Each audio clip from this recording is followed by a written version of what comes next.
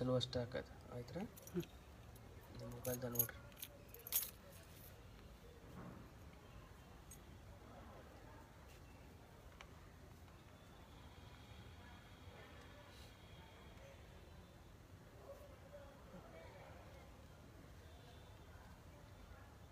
M ಶೈವ ಸಮುಪಾಸತೆ ಶಿವ ಇತಿ ಬ್ರಹ್ಮೇತಿ ವೇದಾಂತಿನೋ ಬೌದ್ಧ ಬುದ್ಧ ಇತಿ ಪ್ರಮಾಣ ಪಚವಃ ಕರ್ತೇತಿ ನೈಯಾಯಿಕಾಃ ಅರ್ಹನ್ನಿತ್ಯತ ಜೈನ ಶಾಸನರತಾ ಕರ್ಮೇತಿ ಮೀಮಾಂಸಕಾಃ ಸೋಯಂ ವಿದಧಾತು ವಾಂಛಿತ ಫಲಂ ತ್ರೈಲೋಕ್ಯನಾಥೋ ವಿಭೋ.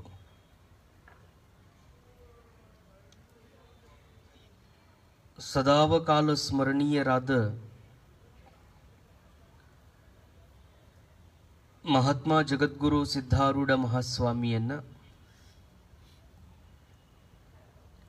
ಷಣ್ಮುಖಾರೂಢ ಯತಿಗಳನ್ನು ಪ್ರಾರ್ಥಿಸಿ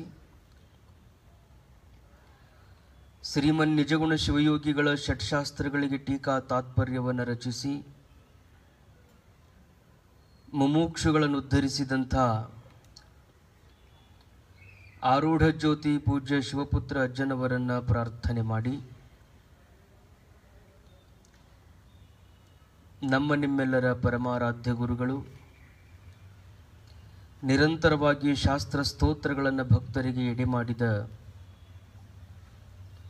ಪೂಜ್ಯ ಗುರುಗಳವರ ಪವಿತ್ರ ಚರಣ ಕಮಲಗಳನ್ನು ಪ್ರಾರ್ಥಿಸಿ ಶ್ರಾವಣ ಮಾಸದ ನಿಮಿತ್ತವಾಗಿ ನಡೆದಿರುವ ಶಂಕರ ಭಗವತ್ಪಾದಾಚಾರ್ಯರ ಮೋಹ ಮುದ್ಗರ ಗ್ರಂಥದ ಚಿಂತನೆಯಲ್ಲಿ ಸಮಾವೇಶಗೊಂಡಿರುವ ಎಲ್ಲ ಭಗವತ್ ಸ್ವರೂಪರೇ ತಮ್ಮೆಲ್ಲರಿಗೂ ಶರಣು ಶರಣಾರ್ಥಿಗಳು.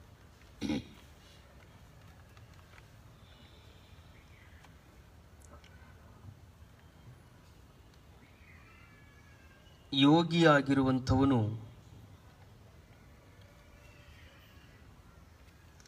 ವಿರಾಗ ರೂಪದಲ್ಲಿದ್ದ ಅಂದರೆ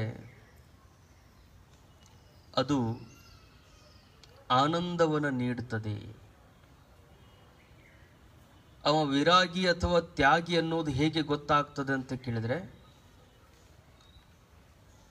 ಆನಂದ ಆತನಲ್ಲಿ ಅಳವಟ್ಟಿರಬೇಕು,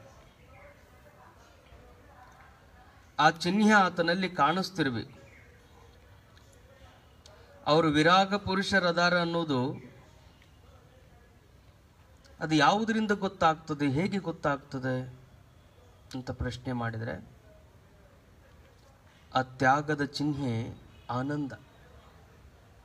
ಅವರು ತಮ್ಮಲ್ಲಿ ತಾವು ಆನಂದದಿಂದ ಇದ್ರು ಅಂದರೆ ಅವರಿಗೆ ತ್ಯಾಗಿಗಳು ವಿರಾಗಿಗಳು ಅಂತ ಹೇಳಬೇಕು. ಏನಾದರೂ ಅವ ಬಿಟ್ಟಾನ ಅನ್ನೋದು ಆನಂದದಿಂದಲೇ ಗೊತ್ತಾಗಬೇಕು. ಕೆಲವು ಮಂದಿ ಬಿಟ್ಟಿರ್ತಾರ, ಆದ್ರೆ ಆನಂದ ಇರಂಗಿಲ್ಲ.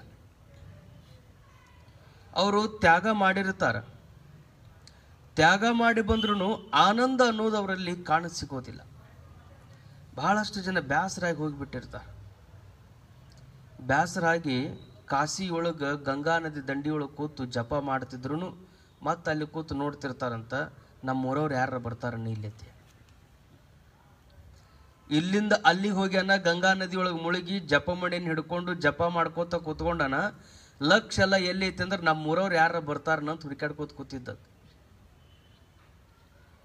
ಅಂದ್ರೆ ಗೃಹ ತ್ಯಾಗ ಮಾಡ್ಯಾನ, ಮಕ್ಕಳ ತ್ಯಾಗ ಆಗ್ಯದ, ಮಡದಿ ತ್ಯಾಗ ಆಗ್ಯದ, ಆದ್ರೆ ಚಿಂತೆ ಎಲ್ಲ ಎಲ್ಲದ ಊರ್ ಕಡೆಗೇನದ. ಹಂಗಿದ್ದಾಗ ಅಂಥ ತ್ಯಾಗ ಆನಂದವನ್ನು ಕೊಟ್ಟಿರಂಗಿಲ್ಲ. ಅವ ತ್ಯಾಗಿ ಏನೂ ಆಗ್ಯಾನ, ಧೈರ್ಯ ಮಾಡಿ ಬಿಟ್ಟಾನ, ಆದ್ರೆ ಅದು ಆನಂದದಲ್ಲಿ ಲೀನ ಆಗಿಲ್ಲ. ಆ ತ್ಯಾಗ ಯಾವಾಗಲೂ ಆನಂದದಲ್ಲಿರಬೇಕು. ಅದಕ್ಕೆ ನಾವೇನೇ ಕೊಟ್ಟರೂ ಸಹಿತ, ನಾವೇನೇ ತ್ಯಾಗ ಮಾಡಿದರೂ ಸಹಿತ ಆ ತ್ಯಾಗದಿಂದ ನಮಗೆ ಆನಂದ ಪ್ರಾಪ್ತಿಯಾಗಿರ್ಬೇಕು. ನಮ್ಮಲ್ಲಿ ಯಾವಾಗಲೂ ಸುಖ ಇರಬೇಕು, ಯಾವಾಗಲೂ ಸುಖ ಇರಬೇಕು. ಅಂಥ ವಿರಾಗ ಪುರುಷನಿಗೆ ಸುಖ ಇಲ್ಲ ಅಂತ ನಾವು ಹೇಳಲಿಕ್ಕಾಗೋದಿಲ್ಲ. ವಿರಾಗ ಪುರುಷ ಯಾವಾಗಲೂ ಆತ ಸುಖದಲ್ಲಿ ಇರ್ತಾನೆ. ಅದನ್ನು ಶಂಕರ ಭಗವತ್ಪಾದರು ಮುಂದಿನ ಶ್ಲೋಕದಲ್ಲಿ ಹೇಳ್ತಾರೆ. ಯೋಗರತೋವಾ ಭೋಗರತೋವಾ ಸಂಗರತೋವಾ ಸಂಗವಿಹೀನ ಯಸ್ಯ ಬ್ರಹ್ಮಣಿ ರಮತೆ ಚಿತ್ತಂ ನಂದತಿ ನಂದತಿ ನಂದತ್ತೇವ. ಅವ ಯಾವಾಗಲೂ ಆನಂದದೊಳಗನೆ ಇರ್ತಾನೆ. ನಂದತಿ ನಂದತಿ ನಂದತಿ ಏವ. ಅವನಿಗೆ ಈ ಕ್ಷಣದೊಳಗೆ ಆನಂದ ಇಲ್ಲ ಅಂತ ಅನ್ನಕ ಬರಂಗಿಲ್ಲ. 3 ಸರಿ ಹೇಳಿದ್ರು ಅಂದ್ರೆ ಅದು ಜಡ್ಜ್ಮೆಂಟ್ ಇದ್ದಂಗೆ ನೋಡ್ರಿ ಯಾವಾಗಲೂ. ಯಾಕಂದ್ರೆ ಶಾಸ್ತ್ರಗಳಲ್ಲಿ ಪುನರುಕ್ತಿ ದೋಷ ಇರಂಗಿಲ್ಲ.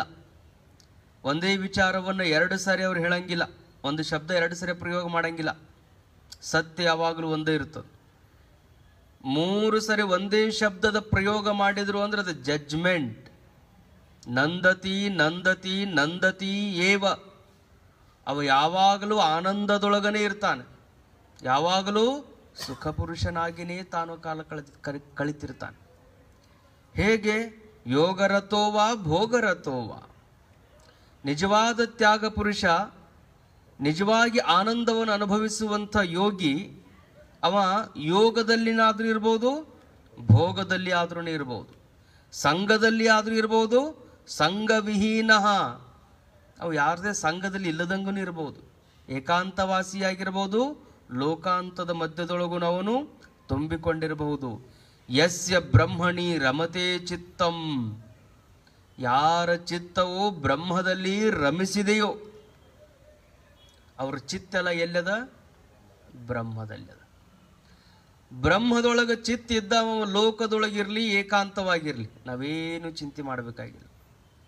ನಮ್ಮಂಗ ಅದಾನ ಅಂದ್ವಿ ಅಂದ್ರೆ ನಮ್ಮಂಥ ಅಜ್ಞಾನಿಗಳೇ ಯಾರು ಇಲ್ಲ.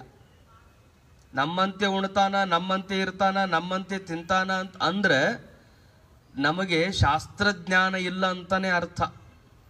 ಅವ ಯೋಗದಲ್ಲಿರ್ಬೋದು, ಭೋಗದಲ್ಲಿರ್ಬೋದು, ಸಂಘದಲ್ಲಿರ್ಬೋದು, ಸಂಘವಿಹೀನನಾಗಿರ್ಬೋದು. ಆದರೆ ಲಕ್ಷಣ ಏನು? ಅವನ ಚಿತ್ತ ಬ್ರಹ್ಮದಲ್ಲಿ ರಮಿಸಿರಬೇಕು.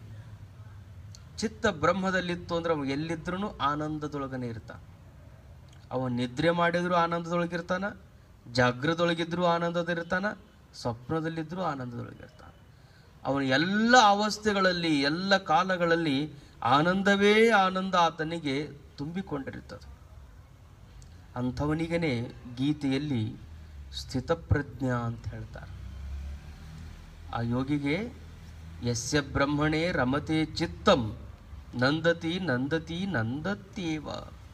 ಯಾರ ಚಿತ್ತ ಬ್ರಹ್ಮದಲ್ಲಿ ರಮಿಸಿರ್ತದೋ ಅಂತ ಮೋಹ ಮುದ್ಗರದಲ್ಲಿ ಹೇಳ್ತಾರೋ ಅಂಥವನಿಗೆ ಗೀತೆಯಲ್ಲಿ ಸ್ಥಿತಪ್ರಜ್ಞ ಅಂತ ಹೇಳ್ತಾರೆ. ಇದೇ ಮಾತನ್ನ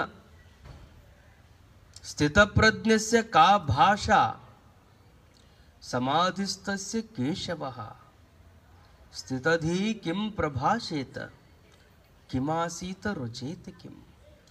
ಹೆಂಗಿರ್ತಾನೆ ಹೇಳು ಅಂತಾನ ಅರ್ಜುನ. ಸ್ಥಿತಪ್ರಜ್ಞನಾಗಿರುವಂಥ ಪುರುಷನು ಹೆಂಗಿರ್ತಾನೆ ಹೇಳು ಅಂತ ಅರ್ಜುನ ಭಗವಂತನಲ್ಲಿ ಪ್ರಶ್ನೆಯನ್ನು ಮಾಡ್ತಾನೆ.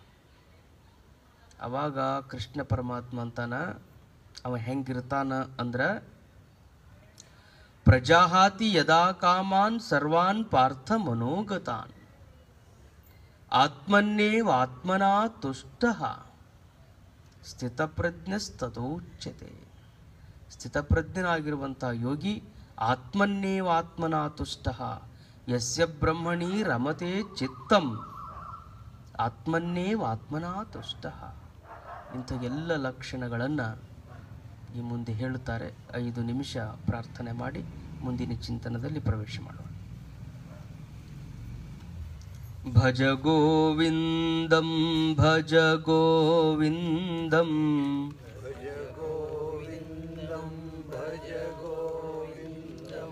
ಗೋವಿಂದಂ ಭಜ ಮೂಢಮತೆ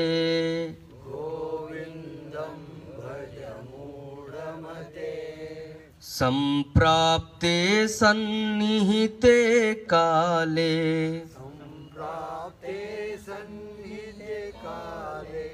ನಹಿ ನಹಿ ರಕ್ಷತಿ ಡುಕ್ರೂಕರಣೆ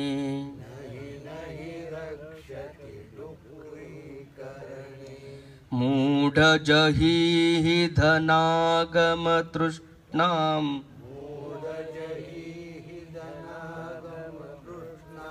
ಕುರು ಸದ್ಬುದ್ಧಿಂ ಮನಸಿ ವಿತೃಷ್ಣಾಂ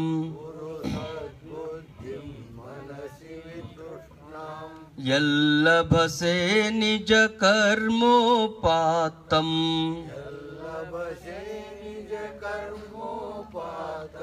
ವಿತ್ತಂ ತೇನ ವಿನೋದಯ ಚಿತ್ತಂ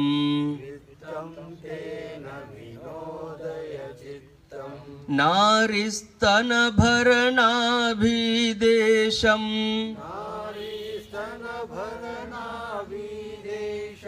ದೃಷ್ಟ್ವಾ ಮಾಗಾಮೋಹಾವೇಶಂ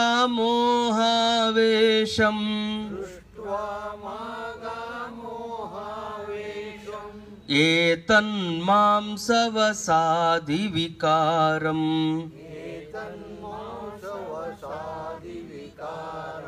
ಮನಸಿ ವಿಚಿಂತಯ ವಾರಂ ವಾರಂ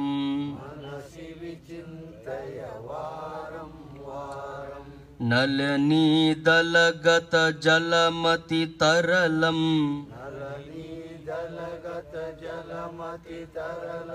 ತದ್ವಜ್ಜೀವಿತಮತಿಶಯ ಚಪಲಂ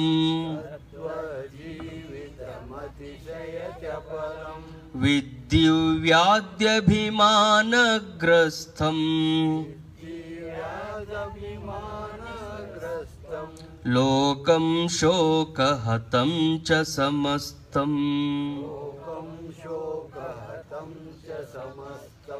ಯಾವದ್ವಿತ್ತೋಪಾರ್ಜನಸಕ್ತಃ ತಾವನ್ನಿಜ ಪರಿವಾರೋ ರಕ್ತಃ ಪಶ್ಚಾಜ್ಜೀವತಿ ಜರ್ಜರ ದೇಹೇ ವಾರ್ತಾಂ ಕೋಪಿ ನ ಪೃಚ್ಛತಿ ಗೇಹೇ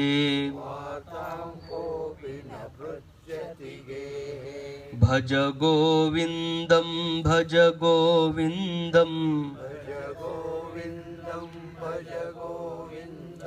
ಗೋವಿಂದಂ ಭಜ ಮೂಢಮತೆ ಗೋವಿಂದಂ ಭಜ ಮೂಢಮತೆ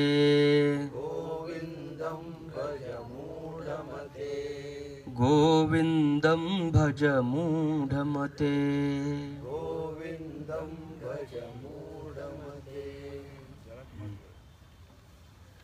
ಗೋವಿಂದನ ಧ್ಯಾನದಲ್ಲಿರು.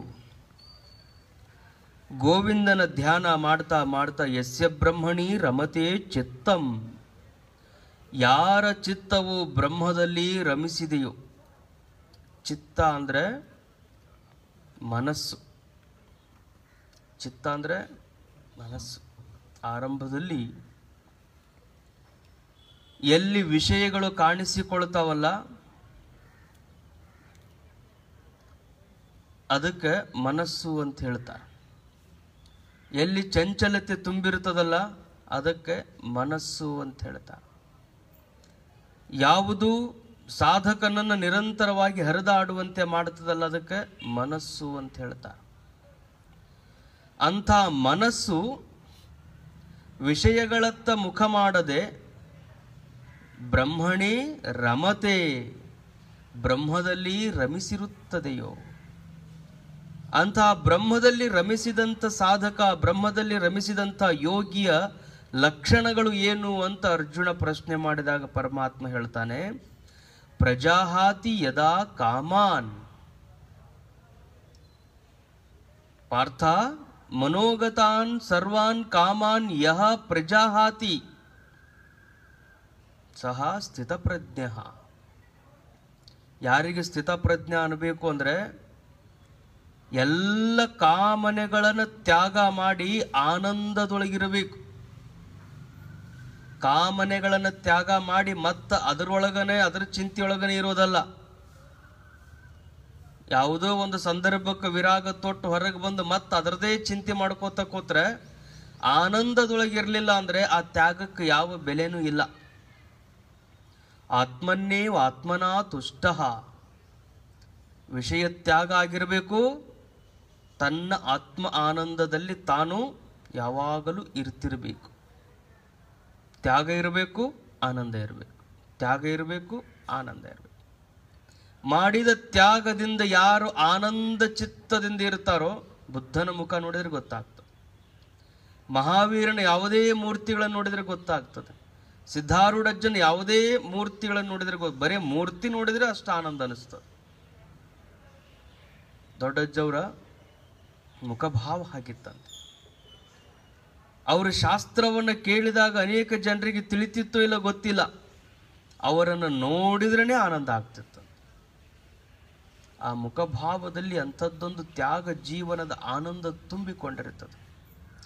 ಏನೆಲ್ಲ ಇದ್ರೂ ಅದೆಲ್ಲವನ್ನು ಸಹಿಸಿರ್ತಾರೆ. ಅವರಿಗೆ ಸುಖ ದುಃಖಗಳಿಲ್ಲ ಅಂತಲ್ಲ, ಪ್ರಾರಬ್ಧ ವಶದಿಂದ ಎಲ್ಲ ಯೋಗಿಗಳಿಗೂ ಆ ಸುಖ ದುಃಖಗಳು ತಾನು ಬಂದೇ ಬರ್ತಾವ. ಅವು ಏನು ತಾವು ಫಲಗಳನ್ನು ಕೊಡಬೇಕು ಅವು ಕೊಟ್ಟೇ ಕೊಡ್ತಾವ. ಆದ್ರೆ ಅದು ಯಾವುದೂ ಬಂದ್ರೂ ಅದು ಯಾವುದ್ರ ಕಡೆಗೂ ಅವ್ರ ಲಕ್ಷ್ಯ ಇಲ್ಲ. ಯೋಗದಲ್ಲಿ ಆದ್ರೂ ಇರ್ಬೋದು, ಭೋಗದಲ್ಲಿ ಆದ್ರೂ ಇರ್ಬೋದು, ಸಂಘದೊಳಗಾದ್ರೂ ಇರ್ಬೋದು, ಸಂಘರಹಿತರಾಗಿ ಅವರು ಇರ್ಬೋದು. ಯೋಗ ಅಂದ್ರೇ ತ್ಯಾಗ ಜೀವನ, ಭೋಗ ಅಂದ್ರೇ ವೈಭವದ ಜೀವನ. ಎರಡೂ ಇರ್ತದೆ ಯೋಗಿಗಳಿಗೆ. ಅವರು ತ್ಯಾಗಿಗಳು ಇರ್ತಾರ, ಭೋಗಿಗಳು ಇರ್ತಾರೆ. ಸಿದ್ಧಾರೂಢಜ್ಜನ ಹತ್ರ ಕಬೀರದಾಸರು, ಕಬೀರದಾಸ ಅವನು ಕುಬೇರದಾಸ ಅಂತಿದ್ರು. ಕುಬೇರದಾಸ ರಾಜ ಇದ್ದವನ ರಾಜ್ಯವನ್ನು ತ್ಯಾಗ ಮಾಡಿ ಬಂದಿದ್ದ. ಸಿದ್ಧಾರೂಢಜ್ಜರ ಹತ್ರ ಇದ್ದ. ಮಹಾರಾಜರ ವಂಶದಿಂದ ಬಂದಾಗ ಅವನಿನ್ನೂ ಭೋಗ ಮುಗಿದಿರಲಿಲ್ಲ, ವೈಭವದ ಜೀವನ ಮುಗಿದಿರಲಿಲ್ಲ. ಆದರೂ ವಿರಾಗ ತೋಟ ಬಂದು ಸಿದ್ಧಾರೂಢಜ್ಜವರು ಸೇವಾ ಮಾಡ್ಕೋತ ಅಲ್ಲೇ ಇದ್ದ. ಅಪ್ಪವ್ರ ಮಾತು ಅಂದ್ರೆ ಅವನಿಗೆ ವೇದವಾಕ್ಯ. ಬಟ್ಟೆರ ಜರ್ತಾರಿ ಬಟ್ಟೆನ ಹಾಕ, ಸೇಂಟ್ ಸ್ನಾನ ಮಾಡಿ ಬಟ್ಟೆ ಹಾಕ್ಕೊಂಡು ಸೇಂಟ್ ಹೊಡ್ಕೊಂಡು ಹೊರಗೆ ಬಂದ ಅಂದ್ರೆ ಇಡೀ ಕೈಲಾಸ ಮಂಟಪ ಎಲ್ಲ ಘಮ ಘಮ ಘಮ ಅನ್ನೋದಂತ. ಅಷ್ಟು ಬಂದು ಭಕ್ತರು ಮತ್ತೆ ಎಲ್ಲರೂ ಇರ್ತಾರೆ. ಮತ್ತು ಕೆಲವು ಮಂದಿ ಶಾಸ್ತ್ರ ಗೀಸ್ತ್ರ ಇದನ್ನು ಕೇಳಿದವ್ರು ಇರ್ತಾರ. ಏನ್ರಿ ತ್ಯಾಗ ಜೀವನ, ಯೋಗ ಜೀವನ, ಎಂಥ ವಿರಾಗ ಜೀವನ, ನೀವು ತುಂಡು ಬಟ್ಟೆಯನ್ನು ಉಟ್ಕೊಂಡು ಕೈಲಾಸ ಮಂಟಪದಲ್ಲಿ ಶಾಸ್ತ್ರ ಹೇಳೋರು, ನಿಮ್ಮ ಮಠದಾಗ ನೀವು ಏನು ಜರ್ತಾರಿ ಬಟ್ಟಿ, ಎಂಥ ಸೆಂಟು ಇದನ್ನ ಹಾಕ್ಕೊಂಡು ಹಿಂಗೆ ಬಂದು ಕೊಂಡಿರ್ತಾನ.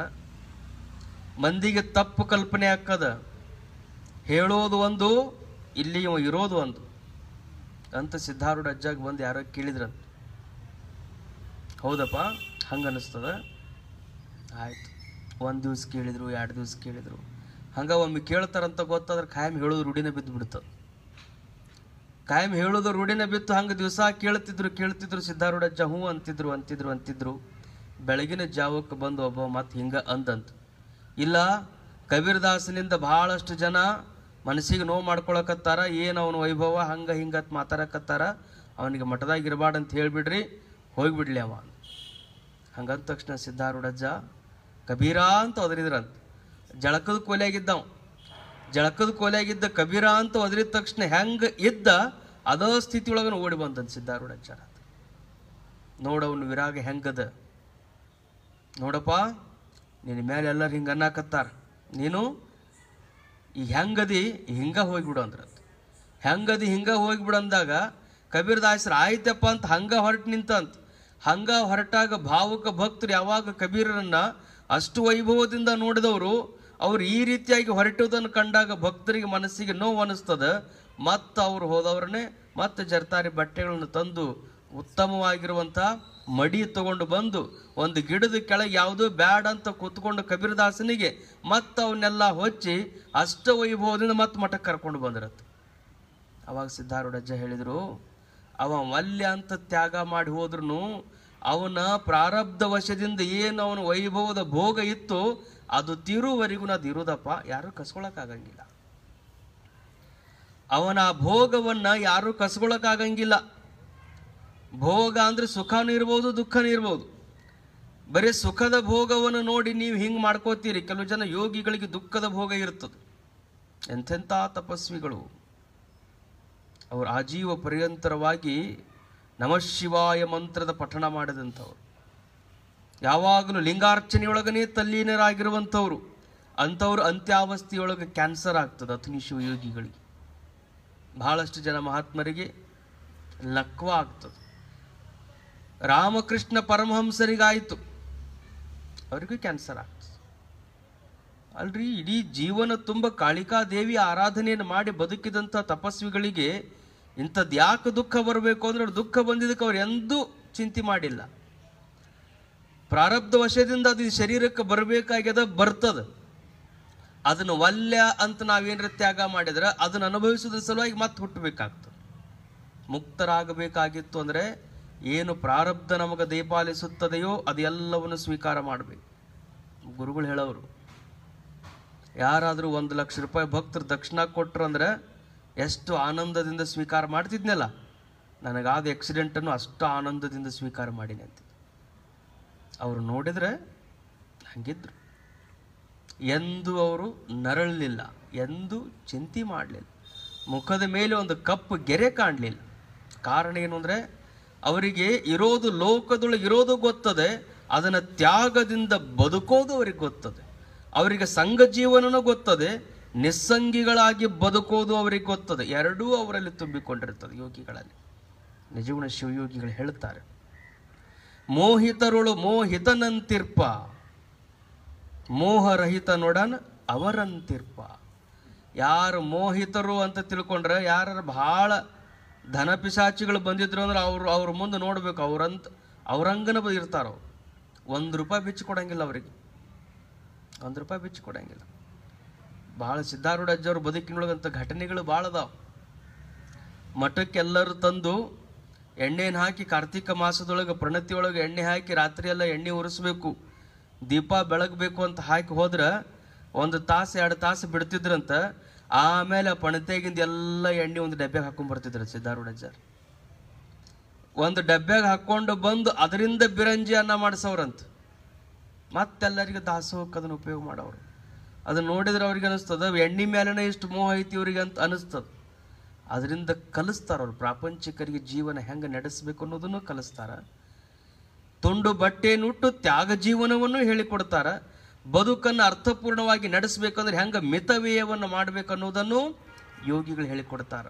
ಮೋಹ ಅಂತ ಪ್ರಶ್ನೆ ಬಂದ್ರೆ ಅವರಂಥ ಮೋಹಿಗಳೇ ಯಾರು ಇರಂಗಿಲ್ಲ ಅಂತ. ತ್ಯಾಗ ಅಂತ ಬಂದರೆ ಅವರಂಥ ತ್ಯಾಗ ಜೀವನನೇ ಯಾರಿಗಿರೋದಿಲ್ಲ. ಆರೂಢ ಜ್ಯೋತಿ ಅಜ್ಜವರು ಅವ್ರಿಗೆ ಯಾರಾದರೂ 8 1 ರೂಪಾಯಿ ಅವ್ರ ಕಾಲಕ್ಕೆ, ದೊಡ್ಡಜ್ಜವ್ರಿಗೆ ಭಾಳ ದೊಡ್ಡ ದಕ್ಷಿಣ ಬಂದಿದ್ದು 101 ರೂಪಾಯಿ ಅಂತ. ಅವರು ಒಂದ್ರ ಪ್ರವಚನಕ್ಕೆ ಅಲ್ಲಿ ಇಲ್ಲಿ ಹೋದಲ್ಲೆಲ್ಲ 1 ರೂಪಾಯಿ 2 ರೂಪಾಯಿ 5 ರೂಪಾಯಿ 10 ರೂಪಾಯಿ ಇಷ್ಟು ಬಂದರೆ ಅವನು ಇಷ್ಟು ಜೋಪಾನ ಮಾಡಿ ಇಡ್ತಿದ್ರಂತೆ. ಅಷ್ಟು ಸುರಕ್ಷಿತವಾಗಿ ಯಾರ ಕಣ್ಣಿಗೂ ಯಾರ ಕೈಗೂ ಬೀಳದಂತೆ ನೋಡ್ತಿದ್ರು. 1 ರೂಪಾಯಿ ಸಹಿತ ಅಜ್ಜವ್ರು ಹೊರಗೆ ಇಡ್ತಿದ್ದಿಲ್ಲ ಅಂತ. ಒಮ್ಮೆ ಕೇಳ್ತಿದ್ರದ್ದು ಅಜ್ಜವ್ರು, ಇಲ್ಲೇ ಇರ್ತಾವ, ನಾವೇ ಇರ್ತೀವಿ, ಯಾಕೆ ಇವನ್ನೆಲ್ಲ 5 ಪೈಸೆ 10 ಪೈಸೆ ಯಾಕೆ ಹೊರಗಿಡಬಾರ್ದು ಅಂಥೇಳಿ ಅವ್ರು ಅಂತಿದ್ರಂತ. ಹುಡುಗರ ಮನಸ್ಸು ಮಕ್ಕಳ ಮನಸ್ಸು ಭಾಳ ಮುಗ್ಧ ಇರ್ತದೆ, ಕೆಟ್ಟದ್ದು ಯೋಚನೆ ಮಾಡೋದಕ್ಕೆ ಅವಕಾಶ ಇರಂಗಿಲ್ಲ. ಯಾವಾಗ ಇಟ್ಟು ರೊಕ್ಕ ಬಹಳ ದಿವಸ ಅದ ಜಾಗದಾಗ ಇರ್ತೈತಲ್ಲ, ಹಾದ್ಯಾಗ ಹೋಗೋ ಮುಂದೆ ಬರೋ ಮುಂದೆ ನೋಡ್ತಾವ. ನೋಡಿ ಯಾರೂ ಇಲ್ಲ ಅಂದರೆ ಯಾರೂ ನೋಡಾಕತ್ತಿಲ್ಲ, ತೊಗೊಂಡ್ರೆ ನಡೀತೈತಿ ಅನ್ನೋ ಭಾವನೆ ಹುಟ್ಟುತ್ತದೆ. ಅದಕ್ಕೆ ರೊಕ್ಕ ಎಷ್ಟೇ ಇರಲಿ ಹೊರಗಿಡಬಾರ್ದು ಅಂತ, ಹೊರಗಿಡಬಾರ್ದು, ಕಣ್ಣಿಗೆ ಕಾಣುವಂಗಿಡಬಾರ್ದು. ಅದ್ರಾಗ ಮಕ್ಕಳಿದ್ರಂದ್ರೆ ಮಕ್ಕಳ ಕಣ್ಣಿಗೆ ಅದು ಕಾಣುವಂಗಿಡಬಾರ್ದು. ಅದು ಏನೂ ಇಲ್ಲದೇ ಇರುವಂಥ ಚಲೋ ಮನಸ್ಸನ್ನು ಚಂಚಲಾಗುವಂಗೆ ಮಾಡ್ತದ ಅಂತ ಹೇಳ್ತಿದ್ರ. ಅವ್ರಿಗೆ ಬಂದ ದಕ್ಷಿಣ ಏನಿತ್ತು ಅಷ್ಟು ಸುರಕ್ಷಿತವಾಗಿ ಇಡ್ತಿದ್ರಂತ. ಅವ್ರದ್ದು ಅಲ್ಲಾಗಿತ್ತು ಅಂದರೆ ಅದು ಕೋಟಿ ರೂಪಾಯಿ ಇದ್ರೂ ಹೊಳ್ಳಿ ನೋಡ್ತಿದ್ದಿಲ್ಲ. ತಮಗೆ ಬಂದಿರಲಿಲ್ಲ ಅದು ಅಂದರೆ ಒಟ್ಟ ಹೊಳ್ಳಿ ನೋಡ್ತಿದ್ದಿಲ್ಲ. ಅವ್ರಿಗೆ ಮೋಹಿತರುಳು ಮೋಹಿತನಂತಿರ್ಪ. ಬೇಕು ಅಂದ್ರೆ ಎಲ್ಲ ರೀತಿಯಿಂದ ಅವ್ರು ಬಚಾವ್ ಮಾಡ್ಕೊಂಡು ಬದುಕ್ತಾರೆ.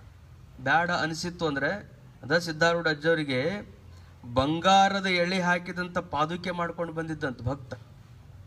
ಬಂಗಾರದ ಎಳಿ, ಕಟ್ಟಿಗೆ ಪಾದುಕೆ ಒಳಗೆ ಬಂಗಾರದ ಎಳಿ ಜೋಡಿಸು.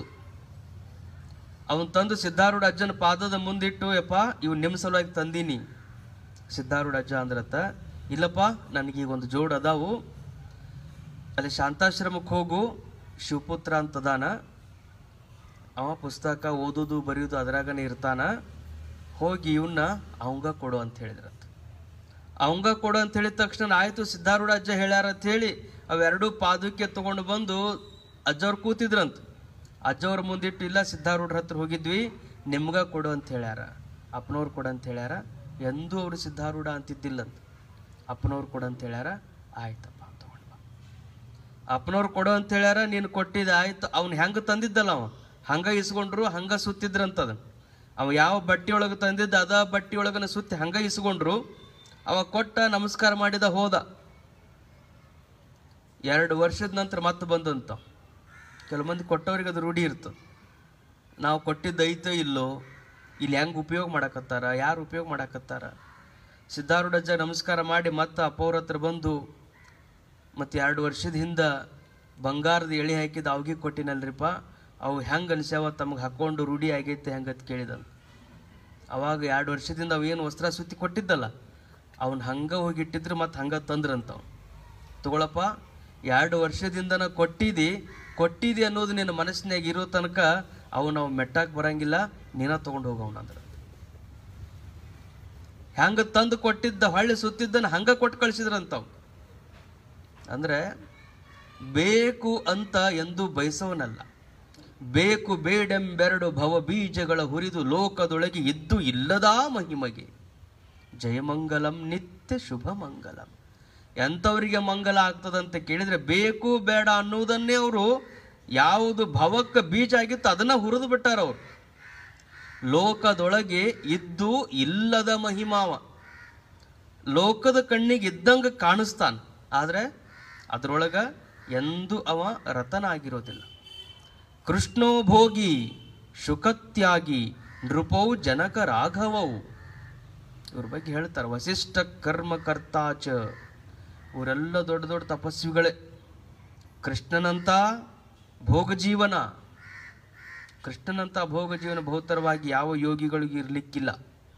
ಶುಕನಂತ ತ್ಯಾಗ ಜೀವನ, ಎಲೆಗಳನ್ನೇ ತಿಂದು ಬದುಕಿದಂಥ ತ್ಯಾಗ ಜೀವನ ಶುಕಮುನಿದು.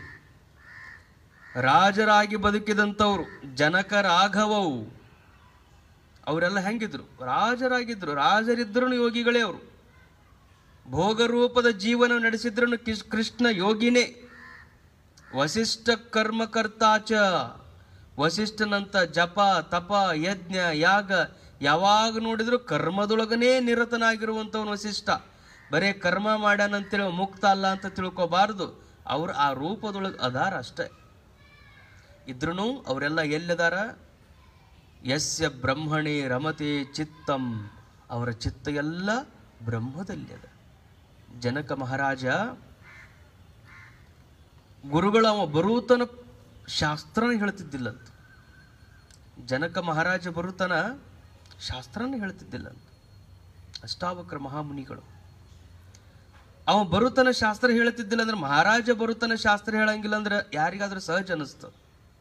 ಅದ್ರಾಗ ಮಾತಾಡೋರು ಬ್ಯಾಗ್ ಸಿಕ್ಬಿಟ್ರಂತ ಮುಗ್ದ ಹೋದ್ಕತಿ. ಅವರೆಲ್ಲ ಆಶ್ರಮದಾಗ ಬಂದಿದ್ದವರು, ಕಾವಿ ಧಾರಣ ಮಾಡ್ಕೊಂಡವರು, ಪರ್ಣ ಕುಟೀರದೊಳಗಿರುವಂಥ ಸಾಧಕರೆಲ್ಲ ಮಾತಾಡ್ತಿದ್ರಂತೆ. ಯಾರ ವಿರುದ್ಧ?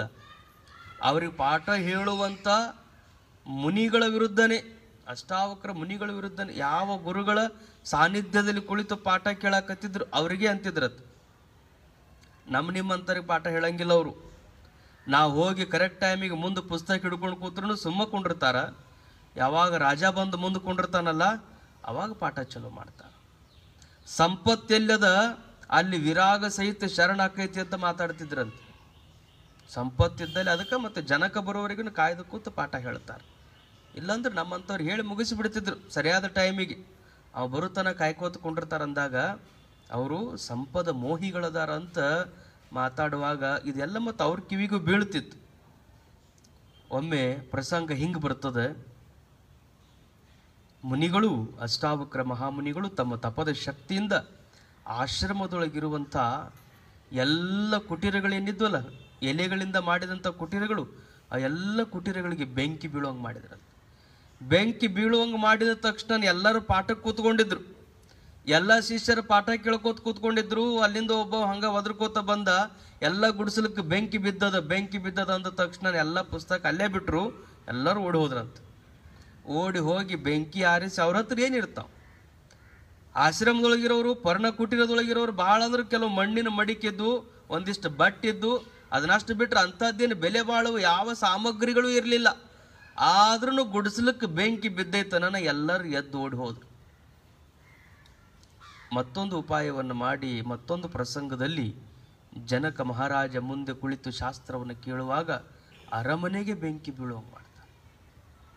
ಅರಮನೆಗೆ ಬೆಂಕಿ ಬಿದ್ದ ಸುದ್ದಿಯನ್ನು ಬಂದು ರಾಜಭಟರು ಅವರ ಕಿವಿಯೊಳಗೆ ಹೇಳಿದಾಗ ಹೇಳ್ತಾನೆ ಜನಕ, ಶಾಸ್ತ್ರ ಚಿಂತನ ಶಾಸ್ತ್ರ ನಡೆದ ಸಮಯದಲ್ಲಿ ಅರಮನೆಯೆಲ್ಲ ಪ್ರಪಂಚಕ್ಕೆ ಬೆಂಕಿ ಬಿದ್ರೂ ಬಂದು ಹೇಳಬಾರ್ದು ನಡ್ರಿ ಅಂತ.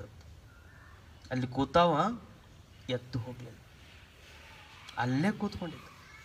ಅವಾಗ ಹೇಳ್ತಾರೆ ಮುನಿಗಳು, ಯೋಗ್ಯನಾದ ಶಿಷ್ಯ ಒಬ್ಬ ಇದ್ರೂ ಅವ ಬರುತನ ಕಾದು ಶಾಸ್ತ್ರ ಹೇಳೋದಕ್ಕೆ ಕಾರಣ ಏನು ಅಂದ್ರೆ, ಅವ ಮಹಾರಾಜ ಅಂತ ಅವನ ಸಲುವಾಗಿ ಕಾದು ಕೂತಿಲ್ಲ, ಅವ ಮಹಾರಾಜನಾಗಿದ್ರು ತ್ಯಾಗಿ ಅದಾನ.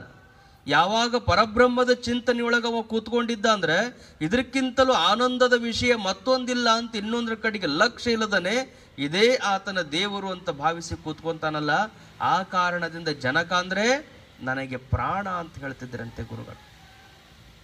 ಅಂಥ ಜನಕ ಮಹಾರಾಜನಂತ ತ್ಯಾಗ ಜೀವನ. ಅವರು ಮಹಾರಾಜರಾಗಿದ್ರೂ ಸಹಿತ, ಎಲ್ಲ ವೈಭವದ ಜೀವನ ಅವರ ಬದುಕಿನೊಳಗಿದ್ರೂ ಸಹಿತ ಅವರು ಯೋಗಿಗಳೇ, ತ್ಯಾಗಿಗಳೇ. ರಾಮ ಅವನು ಸಹಿತ ಮಹಾರಾಜನಾಗಿರುವಂಥ ಬದುಕಿನೊಳಗೆ ಏನೆಲ್ಲ ಕಷ್ಟಗಳು ಬಂದ್ರು, ವನವಾಸದಂತಹ ಪ್ರಸಂಗಗಳು ಬಂದ್ರು, ನಮ್ಮ ನಿಮ್ಮಂಗೆ ಇದ್ದವನ್ ಬಿಡ್ರೆ ಅವನಿಗೆ ಯಾಕೆ ದೇವರನ್ನು ಬೇಕು ಅಂತ ಹಂಗಿಲ್ಲ. ಅವನ ಪ್ರಪಂಚದ ವಿಷಯದೊಳಗಿರಲಿ, ಪರಮಾರ್ಥಕ್ಕೆ ಬಂದ್ರೆ ಮಾತ್ರ ಅವ ದೇವರಾಗಿ ಉಳಿತಾನಂತ ಹಂಗೇನಿಲ್ಲ. ಅವ ಮನೆಯೊಳಗಿದ್ದೂ ಮಹಾತ್ಮನಾಗಿರ್ಬೋದು, ಮಠದೊಳಗಿದ್ದೂ ಅವ ಪ್ರಾಪಂಚಿಕರಂತೆ ಜೀವನ ನಡೆಸ್ತಿರ್ಬೋದು, ಹಾಗೇನಿಲ್ಲ. ಎಲ್ಲಾದ್ರೂ ಇರ್ಬೋದು. ಮಹಾತ್ಮನಾಗಿರುವಂಥವನು ಇದ ಜಾಗದೊಳಗೆ ಹಿಂಗ ಇರ್ತಾನಂತ ಯಾರಿಗೂ ಹೇಳಕ್ ಬರಂಗಿಲ್ಲ. ನಮಗೆ ತಪ್ಪು ಕಲ್ಪನೆ ಇರ್ತದೆ. ಕೆಲವು ಮಂದಿಗೆ ಇರ್ತದೆ ಕಾಶಿಯಾಗನ ಪ್ರಾಣ ಹೋದ್ರೆ ಮುಕ್ತಿ ಹಾಕದಂತೆ. ಹಿಂಗಾಗಿ ವಯಸ್ಸಾದ್ಮೇಲೆ ಕಾಶಿ ಕರ್ಕೊಂಡು ಹೋಗ್ತಾರ.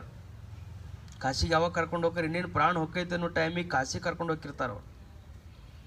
ಕಬೀರದಾಸರು ಜೀವನ ಪರ್ಯಂತರ ಉತ್ತರ ಭಾರತದ ಕಬೀರದಾಸರು, ಸಿದ್ಧಾರೂಢರ ಹತ್ತಿರ ಇದ್ದವರಲ್ಲ, ಉತ್ತರ ಭಾರತದಲ್ಲಿ ಏನಿದ್ರು ದೋಹಾ ಬರೆದವರು. ಆ ಕಬೀರರು ಬಹಳ ವರ್ಷಗಳ ಕಾಲ ಕಾಶಿಯೊಳಗನೆ ಇದ್ರಂತ. ಕಾಶಿಯೊಳಗನೆ ಇದ್ದು ಅಲ್ಲ ದೋಹಾ ರಚನೆ ಮಾಡಿ ಏನೆಲ್ಲ ಬದುಕಿದಂತ ಅವರು ತಮ್ಮ ಪ್ರಾಣ ಹೋಗುವಾಗ ನಮ್ಮ ಊರಿಗೆ ಕರ್ಕೊಂಡು ಹೋಗ್ರಿ ಅಂದ್ರಂತ. ಅವ್ರಿಗೂ ಆಶ್ಚರ್ಯ ಆಯ್ತು, ಇದ್ದ ಸುತ್ತಲಿದ್ದವ್ರಿಗೆ ಎಲ್ಲರಿಗೂ. ಪ್ರಾಣ ಹೋಗೋ ಮುಂದೆ ಎಲ್ಲರೂ ಕಾಶಿಯಾಗಿ ಬಂದು ಜೀವ ಬಿಡಬೇಕಂತಾರ, ನೀವು ಜೀವನ ಪೂರ್ತಿ ಕಾಶಿಯಾಗಿದ್ದು ಪ್ರಾಣ ಹೋಗೋ ಮುಂದೆ ಊರಿಗೆ ಕರ್ಕೊಂಡು ಹೋಗಿದ್ದು ಅಂತೀರಲ್ಲ ಅಂದ್ರೆ ಅವರು. ಅವಾಗ ಕಬೀರರು ಒಂದು ಮಾತು ಹೇಳ್ತಾರೆ, ಯೋಗಿಯಾದ ಬಳಿಕ ಅವ ಎಲ್ಲಿ ಪ್ರಾಣ ಬಿಡ್ತಾನಲ್ಲ ಅದ ಕಾಶಿ ಆಕೈತಿ ಅನ್ನೋದು ಮಂದಿಗೆ ಗೊತ್ತಾಗಬೇಕು. ಕಾಶಿಯಾಗ ಬಂದ್ರನ ಪ್ರಾಣ, ಇಲ್ಲಿ ಬಂದು ಊರ್ ನೆನಪು ಮಾಡ್ಕೊಂಡು ಪ್ರಾಣ ಬಿಟ್ರ ಅವಂಗ ಮುಕ್ತಿ ಆಗಂಗಿಲ್ಲ. ಅವ ಊರಾಗಿದ್ರು ಕಾಶಿಯಾಗ ಅದಿನಂತ ಯಾರು ತಿಳ್ಕೊತಾರಲ್ಲ ಅಂಥವ್ರಿಗೆ ಮುಕ್ತಿ ಆಗ್ತದಂತ ಹೇಳ್ತಾರೆ. ಅಂದ್ರೆ ಅವರು ಮೋಹರಹಿತರು ಇರ್ತಾರ, ಮೋಹದೊಳಗೆ ಇದ್ದವ್ರ ಜೊತೆಗೆ ಮೋಹದಲ್ಲಿ ಇದ್ದಂಗನೇ ಅವ್ರು ಕಾಣಿಸ್ತಿರ್ತಾರೆ. ಯೋಗಿಗಳಾಗಿರುವಂಥವ್ರು ಅವರ ಲಕ್ಷ್ಯ ಎಲ್ಲ ಎಲ್ಲಿ ಇರ್ತದಂದ್ರೆ ಆತ್ಮನ್ನೇವ ಆತ್ಮನಾ ತುಷ್ಟ, ತಮ್ಮೊಳಗನೇ ತಾವು ಯಾವಾಗಲೂ ರಮಿಸಿರುವ ಕಾರಣದಿಂದಾಗಿ ಅವರಿಗೆ ಲೋಕದ ಯಾವುದೇ ವ್ಯವಹಾರಗಳು ಅಂಟಿರಂಗಿಲ್ಲ. ಅಜವ್ರ ಉದಾಹರಣೆ ಹೇಳೋರು, ಅಂಟಿದಂಗ ಕಾಣಿಸ್ತಿರ್ತಾರ ಆದ್ರೆ ಹಂಗಿರಂಗಿಲ್ಲ ಅಂತ. ಸ್ಫಟಿಕದ ಹತ್ತಿರದಲ್ಲಿ ಉಪಾಧಿ ಲಕ್ಷಣ ಹೇಳುವಾಗ ಹೇಳ್ತಿದ್ರು, ಉಪಸಮೀಪೆ ಸ್ಥಿತ್ವ ಸ್ವೀಯಾನ್ ಧರ್ಮಾನ್ ಅನ್ಯತ್ರ ಆ ದದಾತಿ ಇತಿ ಉಪಾಧಿ. ಈ ಶರೀರ ಅನ್ನುವಂಥ ಉಪಾಧಿ ಇರ್ತದ, ಲೋಕ ಅನ್ನುವ ಉಪಾಧಿ ಇರ್ತದ. ಉಪಾಧಿ ವಶದಿಂದ ಅವ್ರು ಹಂಗ ಕಾಣಿಸ್ತಿರ್ತಾರಷ್ಟೆ, ಆದ್ರೆ ಅವ್ರು ಇರೋದು ಹೇಗಿರ್ತಾರೆ, ಶುಭ್ರವಾಗಿರುವಂಥ ಸ್ಫಟಿಕದಂತೆ. ಬಿಳಿಯಾಗಿರುವಂಥ ಶುಭ್ರವಾಗಿರುವಂಥ ಸ್ಫಟಿಕದ ಸಮೀಪದೊಳಗ ಕೆಂಪು ಒಂದು ಹೂ ತಂದು ನೀವು ಹತ್ತಿರಕ್ಕಿಟ್ರಿ ಅಂದ್ರೆ ದೂರ ನಿಂತು ನೋಡೋರಿಗೆಲ್ಲ ಹೆಂಗ ಕಾಣಿಸ್ತದ ಸ್ಫಟಿಕ ಅಂದ್ರೆ ಕೆಂಪು ಕಾಣಿಸ್ತದ. ಕೆಂಪು ಹೂವು ತಂದು ದಾಸವಾಳದ ಹೂವು ಅದ್ರ ಹತ್ತಿರಕ್ಕಿಟ್ಟಾಗ ಶುಭ್ರವಾದ ಸ್ಫಟಿಕ, ಆದ್ರೆ ಕಾಣೋದು ಮಾತ್ರ ಎಲ್ಲರ ಕಣ್ಣಿಗೂ ಕೆಂಪು ಕಾಣಿಸ್ತಿರ್ತದ.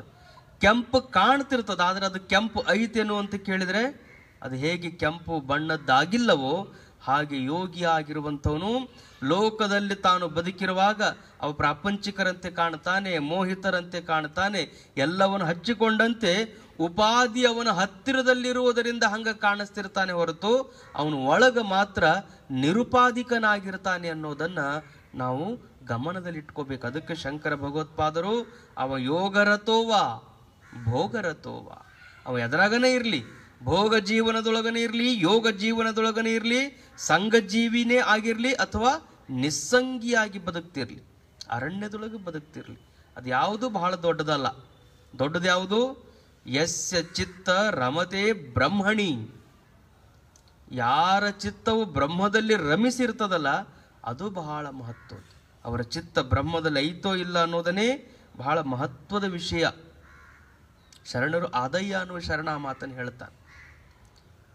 ಒಂದರ್ಥದಲ್ಲಿ ಯೋಗಿಗಳ ಲಕ್ಷಣವನ್ನ ಗೀತೆಯೊಳಗೆ ಪರಮಾತ್ಮ ಒಂದು ರೀತಿ ಹೇಳಿದರೆ, ಆದಯ್ಯ ಅನ್ನುವ ಶರಣ ಅವ ತನುವಿನಲ್ಲಿ ನಿರ್ಮೋಹಿ, ಮನದಲ್ಲಿ ನಿರಹಂಕಾರಿ, ಪ್ರಾಣದಲ್ಲಿ ನಿರ್ಭಯಿ, ಚಿತ್ತದಲ್ಲಿ ನಿರಪೇಕ್ಷಿ, ವಿಷಯಗಳಲ್ಲಿ ಉದಾಸೀನ, ಭಾವದಲ್ಲಿ ದಿಗಂಬರ, ಜ್ಞಾನದಲ್ಲಿ ಪರಮಾನಂದ, ನೆಲೆಗೊಂಡ ಬಳಿಕ ಸೌರಾಷ್ಟ್ರ ಸೋಮೇಶ್ವರ ಲಿಂಗವು ಬೇರಿಲ್ಲ ಕಾಣಿಭೋ. ಯಾವಾಗ ಸೌರಾಷ್ಟ್ರ ಸೋಮೇಶ್ವರ ಲಿಂಗ ಅಂದ್ರೆ ಅವನೇ ಪರಬ್ರಹ್ಮ ಸ್ವರೂಪ, ಅವ ಬೇರೆ ಇಲ್ಲ. ಇವೆಲ್ಲ ಇವನಲ್ಲಿ ಕಾಣಿಸ್ತಿರ್ತಾವ. ತನುವಿನಲ್ಲಿ ನಿರ್ಮೋಹಿಗಳಾಗಿರ್ತಾರೆ, ಶರೀರದ ಮೋಹನೇ ಅವರಿಗಿರಂಗಿಲ್ಲ, ಸುಮ್ಮನೆ ಶರೀರದೊಳಗಿರ್ತಾರೆ. ಕುಂಬಾರ ತಾನು ಮಡಿಕೆ ಮಾಡಿ ಮಡಿಕೆನ ತೆಗೆದಿಟ್ಟ ಹೆಂಗ ಚಕ್ರ ತಾನು ತಿರುಗ್ತಿರ್ತದಲ್ಲ, ಮೊದಲು ತಿರುಗಿಸಿದ್ದ ಕಾರಣದಿಂದ ಹೆಂಗ ಚಕ್ರ ತಾನು ತಿರುಗ್ತಿರ್ತದೋ ಹಾಗೆ ಯೋಗಿ ಆಗಿರುವಂಥವನು ಪರಬ್ರಹ್ಮದಲ್ಲಿ ಆತ ರಮಿಸಿದ್ದರೂ ಸಹಿತ ಪ್ರಾರಬ್ಧ ವಶದಿಂದ ಆ ಚಕ್ರ ತಿರುಗಿದಂಗ ಇವ ಶರೀರ ತೊಟ್ಟು ತಿರುಗ್ತಿರ್ತಾನೆ. ಆದ್ರೆ ಶರೀರದ ಯಾವ ಮೋಹನೂ ಯೋಗಿಗಳಲ್ಲಿ ಇರೋದಿಲ್ಲ. ಅವರು ಶರೀರವನ್ನ ಎಂದು ಅವರಿಗೆ ಆತ್ಮಜ್ಞಾನ ಸಮನಿಸಿರುತ್ತದೆಯೋ ಅಂದೇ ಅವರ ಶರೀರ ತ್ಯಾಗ ಆಗಿರುತ್ತದೆ. ನಮ್ಗೆ ಲಕ್ಷ್ಯದಲ್ಲಿರಬೇಕು. ಎಂದು ಜ್ಞಾನ ಆಗ್ಯದಲ್ಲ, ಎಂದು ಪರಮಾತ್ಮನೊಂದಿಗೆ ಶಿವಬ್ರಹ್ಮರ ಏಕತ್ವ ಸಾಧಿಸದಲ್ಲ, ಜೀವಬ್ರಹ್ಮರ ಏಕತ್ವದ ಕುರುಹು ಅವರಿಗೆ ಅಳವಟ್ಟದಲ್ಲ, ಅಂದೇ ಅವರ ಶರೀರ ತ್ಯಾಗ ಆಗಿರುತ್ತದೆ. ಆದರೆ ಪ್ರಾರಬ್ಧ ವಶದಿಂದ ಲೋಕದಲ್ಲಿ ಅವರು ತಾವು ಮಾಡಬೇಕಾದ ಕರ್ಮಗಳನ್ನು, ತಾವು ಆಚರಿಸಬೇಕಾಗಿರುವಂಥ ವಿಧಿ ನಿಷೇಧಗಳನ್ನು ಅವರು ಅನುಸರಿಸ್ತಿರ್ತಾರೆ. ಅವರಿಗೆ ವಿಧಿನೂ ಇರಂಗಿಲ್ಲ, ನಿಷೇಧನೂ ಇರಂಗಿಲ್ಲ. ಬಳ್ಳಾರಿ ಹತ್ರ ಒಬ್ಬ ಯೋಗಿಗಳಿದ್ರು, ಎಮ್ಮಿಗನೂರ ಜಡಿಯ ಸಿದ್ಧರು ಅಂತ. ಇಂಥ ಯೋಗಿಗಳು ಅಂದರೆ ತಿಪ್ಪಿ ಮೇಲೇನೆ ವಾಸ. ಭಕ್ತರು ಬಹಳ ದೊಡ್ಡ ಮಠ ಕಟ್ಟಿದ್ರು ಇರುವುದೆಲ್ಲಿರ್ತಿದ್ರು? ತಿಪ್ಪಿ ಮೇಲೆ ಇರ್ತಿದ್ರು. ಸ್ವೈರ ವೃತ್ತಿ. ಅವ್ರು ಯಾವ ಮನಿ ಕಟ್ಟಿ ಮೇಲೆ ಹೋಗಿ ಕುಂದಿರ್ತಿದ್ರು ಆ ಮನಿ ಉದ್ಧಾರಣೆ ಆಗ್ತಿತ್ತು. ಇವತ್ತಿಗೂ ಅವ್ರು ಇದ್ದದ್ದು ಬಹಳಷ್ಟು ಅಂತ್ಯಜರ ಮನೆ ಅಂಗಳದಲ್ಲಿನೇ ಇರ್ತಿದ್ರಂತ. ಇವತ್ತಿಗೆ ಅವ್ರ ಮಠಕ್ಕೆ ಹಾಲು ಅಲ್ಲಿಂದನೇ ಬರ್ತಾವ ಅಭಿಷೇಕಕ್ಕೆ. ಯಾವಾಗಲೂ ಆನಂದ ವೃತ್ತಿ ಒಳಗನೆ ಇರೋರು. ತಿಪ್ಪಿ ಮೇಲೆ ಕೂತ್ರು ಅಷ್ಟೇ ಆನಂದ ಇರೋರು, ಭಕ್ತರು ಬಂದು ಬಂಗಾರದ ಉಪ್ಪರಿಗೆ ಮೇಲೆ ಕೂಡಿಸಿದ್ರು ಅಷ್ಟೇ ಆನಂದ ಇರೋರು, ತಮಗೆ ಎಲ್ಲಿ ಬೇಕು ಅಲ್ಲಿರೋರು. ಅಂಥವ್ರನ್ನ ಕಾಣಬೇಕು ಅಂತ ಒಬ್ಬ ಸಾಧಕ ಅವ್ರ ಹತ್ರಕ್ಕೆ ಹೋಗ್ತಾನೆ. ಏನು ತಗೊಂತಾರೆ? ಅಪ್ಪವ್ರ ಹತ್ರ ಹೋಗೋ ಮಕ್ಕಳಿದ್ದ ಮನೆಗೆ ಗುರುಗಳಿದ್ದ ಮಠಕ್ಕೆ ಹಂಗ ಹೋಗ್ಬಾರ್ದು ಅಂತ ಏನು ಹೇಳ್ತಾರಲ್ಲ, ಅಪ್ಪವ್ರು ಏನು ಸ್ವೀಕಾರ ಮಾಡ್ತಾರಂತ 4-6 ಜನ ಭಕ್ತರನ್ನ ಸಾಧಕ ಕೇಳಿದ. ಅವರಿಗೆ ಅಡಿಕೆ, ಎಲಿ, ತಂಬಾಕು ಇಷ್ಟು ತಗೊಳ್ಳೋ ಹವ್ಯಾಸ ಇತ್ತು. ಇಲ್ಲ, ಅಪ್ಪವರು ಅಡಿಕೆಯಲ್ಲಿ ತಿಂತಾರ, ತಂಬಾಕು ಸೇವನೆ ಮಾಡ್ತಾರೆ. ಅವನ ಅಂಗಡಿಯಾಗ ತಗೊಂಡು ಆ ಯೋಗಿಗಳ ದರ್ಶನಕ್ಕಾಗಿ ಹೊರಟ. ಆ ಸಾಧಕ ಬರೋದನ್ನು ಕಂಡನೇ ಅವರಿಗೆ ಆನಂದ ಆಗ್ತದೆ. ಸರಿರಿ ಮಹಾತ್ಮರು ಬರಕತ್ತಾರ, ದಾರಿ ಬಿಡ್ರಿ ಅಂತ. ಸಾಧಕ ಬರುವುದನ್ನು ಕಂಡು ಅಷ್ಟು ಆನಂದದಿಂದ ಸ್ವಾಗತ ಮಾಡಿದರು. ಸ್ವಾಗತ ಮಾಡಿದ ತಕ್ಷಣವೇ ಅವರು ಬಂದು ಅವರ ಆರೂಢ ಸ್ಥಿತಿಯನ್ನು, ಆ ಯೋಗದ ಸ್ಥಿತಿಯನ್ನು ನೋಡಿ ಆನಂದ ಪಡಬೇಕು, ಲೋಕದ ಜನಕ್ಕೆ ಅದು ಗೊತ್ತಾಗಬೇಕು ಅಂತ ಹೇಳಿ ಏನು ಅವ್ರು ತಗೊಂಡು ಬಂದಿದ್ರಲ್ಲ, ಅಡಿಕೆ, ಎಲಿ, ಸುಣ್ಣ, ತಂಬಾಕು, ಅದ್ರ ಜೊತೆಗೆ ಒಂದಿಷ್ಟು ಕಣಕ ತಗೊಂಡು ಹೋಗಿದ್ರು. ಒಂಬೋದಕ್ಕೆ ಏನಾದರೂ ತಂದಿಯೇನಪ್ಪ ಅಂತ ಕೇಳಿದ್ರು ಅವರು. ತಂದಿನ್ರಿಯಪ್ಪ ಅಂದರು. ತಂದಿನ್ರಿ ಅಂದ ತಕ್ಷಣ ತಗೊಂಡು ಬಾ ಹಂಗಾರ. ಅಡಿಕೆ ಕೊಡು ಅಂದರು. ಅಡಿಕೆ ಕೊಡು ಅಂದ ತಕ್ಷಣನೇ ಅಡಿಕೆ ಎಷ್ಟು ದಪ್ಪ ಸುಣ್ಣವನ್ನು ಕೊಟ್ಟರು ಕೈಯಾಗ. ಸುಣ್ಣ ಕೊಟ್ಟ ತಕ್ಷಣ ಸುಣ್ಣನ ಬಾಯಿಗೆ ಹಾಕೊಂಡ್ರಂತ. ಎಲಿ ಕೊಡು ಅಂತ ಕೇಳಿದ್ರು, ಅವಾಗ ಅಡಿಕೆ ಕೊಟ್ಟರು. ಸುಣ್ಣ ಕೊಡು ಅಂತ ಕೇಳಿದ್ರು, ಅವಾಗ ಕಣಕ ಕೊಟ್ಟರು. ಅವ್ರು ಏನು ಕೇಳ್ತಾರ ಅದಕ್ಕೆ ತದ್ವಿರುದ್ಧವಾಗಿ ವಸ್ತುಗಳನ್ನು ಕೊಟ್ಟರು ಸಹಿತ ಇವ ಕೊಟ್ಟಿದ್ದು ಸುಣ್ಣದ, ಇವ ಕೊಟ್ಟಿದ್ದು ಅಡಿಕೆದ, ಬೇರೆ ಬೇರೆ ನಾ ಕೇಳಿದ್ದೊಂದು ಇವ ಕೊಟ್ಟಿದ್ದೊಂದು ಅಂತ ಅನಿಸಲಿಲ್ಲಂತವ್ರು. ಹೆಂಗೆ ಅದನ್ನು ಸ್ವೀಕಾರ ಮಾಡಿದ್ರೋ ಅಷ್ಟೇ ಪ್ರಸನ್ನ ಚಿತ್ತದಿಂದಿದ್ರಂತೆ. ಅವಾಗ ಅವ್ರು ಹೇಳ್ತಾರೆ, ಈ ಯೋಗಿಯ ಮನ ಪರಬ್ರಹ್ಮದಲ್ಲಿ ಲೀನ ಆಗ್ಯದ. ಲೋಕದ ಜನರು ಯಾವ ವಸ್ತುಗಳನ್ನು ಕೊಟ್ಟರು ಅದರ ಕಡೆಗೆ ಆತನ ಲಕ್ಷಣೇ ಇಲ್ಲ. ಆನಂದದಲ್ಲಿ ಯಾವಾಗಲೂ ತೇಲಾಡುವಂಥ ನಿಜಾರೂಢ ನೀತ ಅಂತ ಅವರಿಗೆ ಶರಣಾಗತರಾಗ್ತಾರೆ. ಕಾರಣ ಏನು ಅಂದರೆ, ಯೋಗಿಯ ಸ್ಥಿತಿ ಅದು ಹೆಂಗಿರ್ತದಂತ ಹೇಳಕ್ಕೆ ಬರಂಗಿಲ್ಲ. ಅವರು ಪೈಶಾಚಿಕ ವೃತ್ತಿಯೊಳಗಿರ್ತಾರ, ಉನ್ಮತ್ತರಂತೆ ಇರ್ತಾರ, ಬಾಲಕರಂತೆ ಇರ್ತಾರ. ಏನೆಲ್ಲ ಒಟ್ಟು ಆನಂದದಿಂದ ಇರೋದಕ್ಕೆ ಏನು ಬೇಕು ಅವರ ಆನಂದದ ಸ್ಥಿತಿಯೊಳಗೆ ಅವ್ರು ಇರ್ತಾರೆ. ಅವರ ಭೋಗವನ್ನು ನೋಡಿ, ಅವರ ಯೋಗವನ್ನು ನೋಡಿ, ಅದನ್ನು ನಾವು ಯಾವುದೇ ಸ್ತುತಿ ನಿಂದೆಗಳನ್ನು ಮಾಡದೇ ಅವರ ಯೋಗವನ್ನೇ ಗೌರವಿಸಬೇಕು ಅಂತ ಶಂಕರ ಭಗವತ್ಪಾದರು ನಮ್ಮೆಲ್ಲರಿಗೂ ಉಪದೇಶ ಮಾಡ್ತಾರೆ. ಹಾಗೆ ಅಂತೇಳಿ ಇಂದಿನ ಚಿಂತನಕ್ಕೆ ವಿರಮಿಸ್ತಾರೆ.